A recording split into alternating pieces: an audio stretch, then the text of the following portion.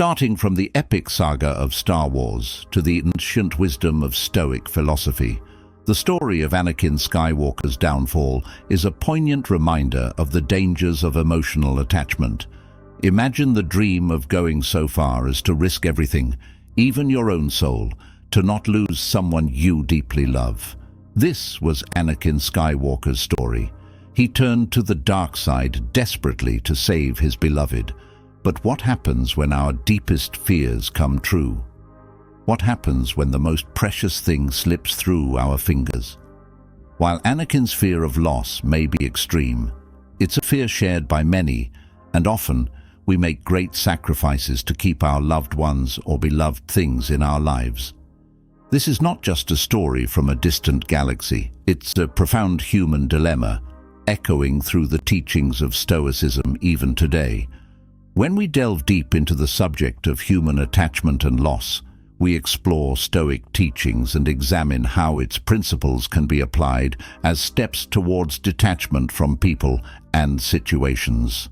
Therefore, I encourage you to stay with us till the end and carefully note each step, as this serves as a functional guide to navigating the complex waters where human relationships and emotions often fluctuate.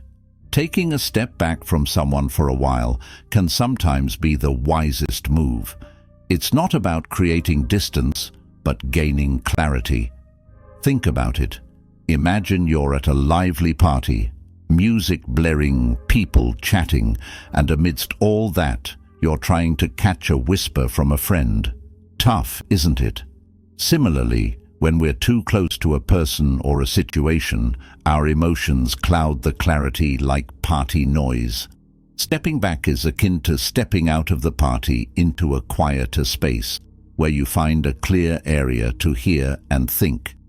It's about gaining an objective view of the situation and our reactions, not just seeing the chess piece you hold, but the entire chessboard.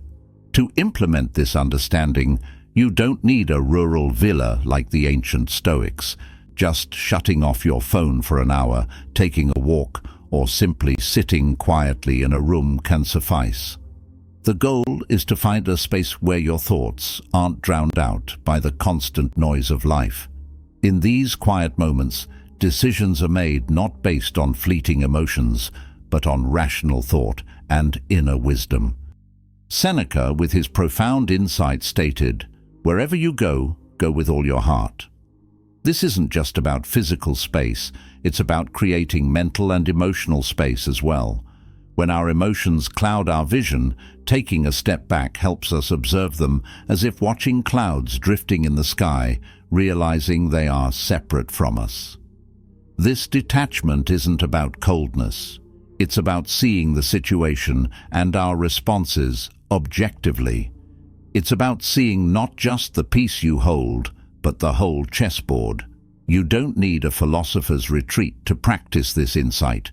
Just taking a break from the digital noise, finding moments of solitude, allows you to reconnect with yourself and your values. It's about finding a space where your thoughts and emotions aren't drowned out, where you can make decisions based on reason rather than being swept away by the current of the moment. Once you've taken a step back, consider the wisdom of distancing. Choosing to distance yourself from someone isn't a hasty decision, it's a thoughtful process. Reflect on the echoes of rationality and virtue valued by Stoicism. Think of life as a journey on a boat. The people in your life are like winds and currents. Some help you sail smoothly, while others steer you into choppy waters. Here, as the captain, you must decide which winds to harness and which storms to avoid. It's about guiding your life not by avoidance, but by steering it in alignment with your values and goodness. Epictetus, the Stoic who transformed life from slavery to wisdom, emphasized the importance of choosing relationships that align with our inner freedom. His life teaches us a lesson. Not everyone who enters our life brings light. Some cast shadows that can dim our brightness. Consider your relationships as mirrors. What do they reflect back to you? Is it happiness, growth and understanding, or doubt, discomfort and worry? Choosing to distance oneself isn't abandonment. It's a conscious choice for self-preservation and moral integrity. Stoicism isn't about cold logic. It's about warm wisdom. It asks us, does this person contribute to my life like a harmonious melody, or are they a discordant note causing discomfort? While pondering over these, remember, it's not the things that affect us, but our thoughts about them. It's not just about the person, but our perception of their impact on our lives. Are they a part of your story, or just a footnote distracting you from your journey? As a result, making a decision to craft a life story you'll proudly narrate is about being in harmony with yourself, your values, and your journey. Stoicism embraces relationships that enrich our story and gently releases those that don't fit. It's an art of creating a life where each person and experience is thoughtfully and deliberately woven into the fabric of your existence. In the third step, engage in a conversation with someone you can trust. When the world feels like a puzzle and you struggle to piece it together, it's time to reach out. Stoicism celebrates internal strength while acknowledging the power of connection. Talking to someone you trust is like finding an anchor in turbulent seas. It's not about sharing our problems, but gaining clarity and perspective. This can be likened to having a companion on a journey. When your compass is a bit off, they draw you a map of the terrain. By deeply understanding human nature, Seneca compared a friend to a mirror because they reflect not just our appearance, but our inner realities. This reflection isn't just about seeing ourselves clearly. It's about understanding our journey. When you open up to someone, you're not just sharing words. You're offering a glimpse into your inner world, presenting a snapshot of your thoughts and feelings. This sharing creates a space for mutual understanding and support, where insights vary, not just in condolences, but in diverse responses. Stoicism teaches us to meet life's challenges with a calm mind and a supportive community. Your chosen confidant is part of this community, and strength often comes together. Your chosen person should represent the values you aspire to. They help you explore your thoughts and feelings. They don't have to solve your problems. Sometimes listening is enough. Their presence reminds you that you're not alone on this journey. As you share your thoughts, you may find wisdom nuggets in their responses, small reality pieces that encourage you to think differently. Stoicism teaches that life's complexities should be met with a calm mind and purpose. Your chosen confidant is part of this community, and strength often comes together. Conversations with this chosen person are not just chats, but bridges for understanding, paths for clarity, and anchors in the variable seas of life. As the fourth step, establish emotional boundaries. Mastering our emotional landscape is akin to being the captain of a ship in a storm. Waves are our emotions, strong and sometimes overwhelming. Stoicism teaches not to avoid these waves, but to navigate them with mastery and wisdom. It's about knowing when to raise the sail and when to drop anchor. Emotional boundaries aren't walls, they're guides, invisible lines that define our emotional space, protecting our inner peace. Think of it like a garden. Just as fences protect delicate flowers from trampling feet, emotional boundaries protect our inner peace from external chaos. Seneca, with his profound wisdom, emphasized the importance of inner tranquility. He likened the mind to a serene sea, calm and undisturbed.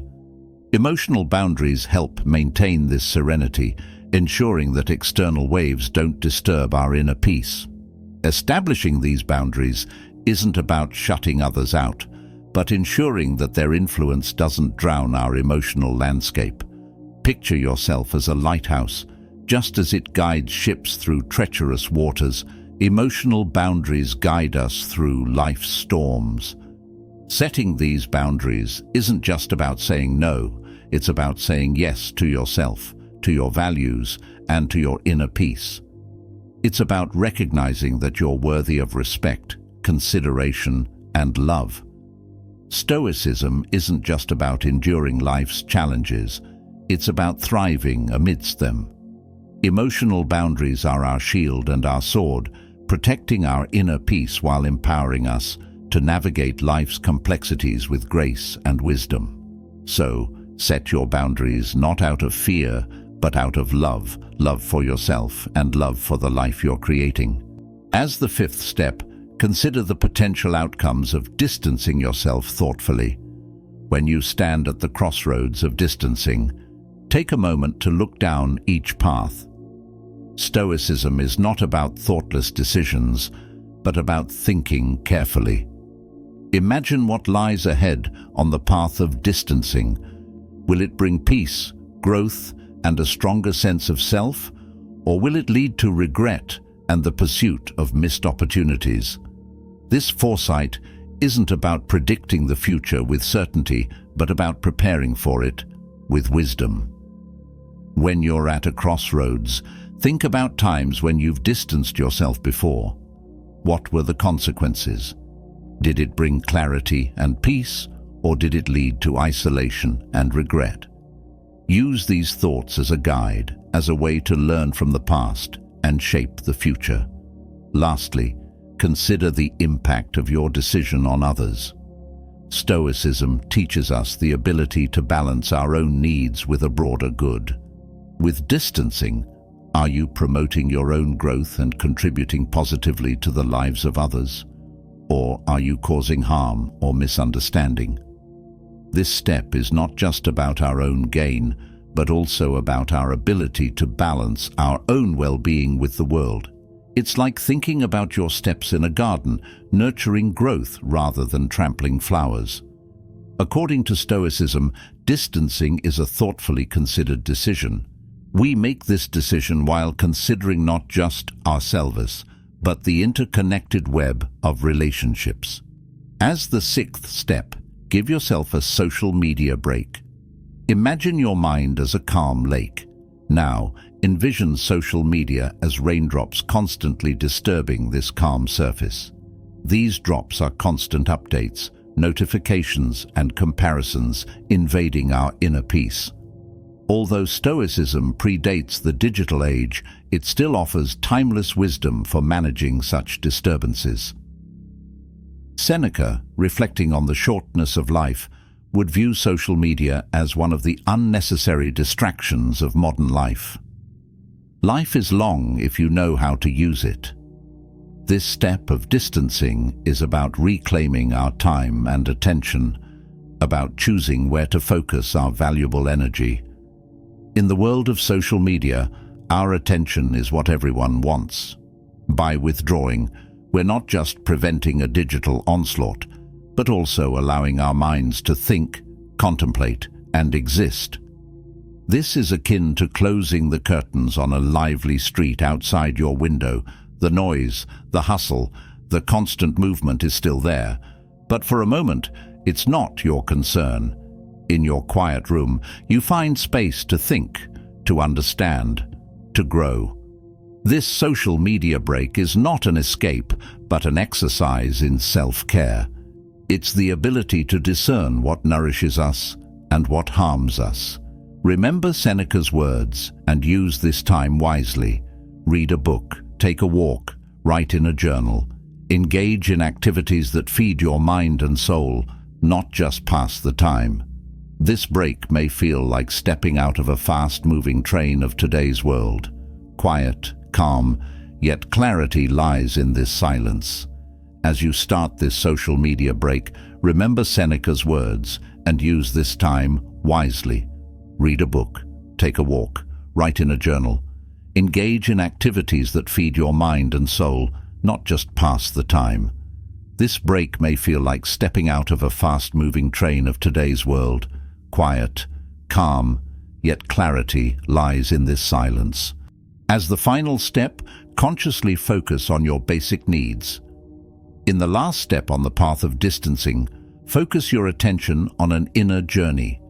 Concentrate on the fundamental needs of your soul and strive to nourish them. This is how deep the focus on your basic needs is. It's about what emotional nourishment, moral integrity, and personal growth truly require. These ingredients have nothing to do with material needs. They're much deeper. They're about emotional fulfillment, moral integrity, and personal development. Think of your life as a garden. What does it need? What does it crave? Sunlight, water, care. These are the things that enrich and nurture your life. Similarly, identify the source of true happiness and peace. Epictetus taught that it's not about having great possessions in life, but about desiring little. Apply this wisdom to determine your emotional landscape. Identify what truly makes you happy and brings you peace. Sometimes you'll realize that less is more. In a world of endless choices and distractions, finding contentment in simplicity and depth is essential. Practically, identify what brings you real happiness and peace, and prioritize them. It's like determining what's necessary for a journey. Only take what adds value to your chosen path. This conscious focus helps you distance yourself from the unnecessary, the harmful, and the distractions that take you away from your true goals. By surrounding yourself with a life centered on your basic needs, you establish a foundation of stability and contentment. This isn't a one-time task, but a continuous process. Navigating life's complexities, you guide yourself back to these basic needs, directing yourself as you grow and evolve.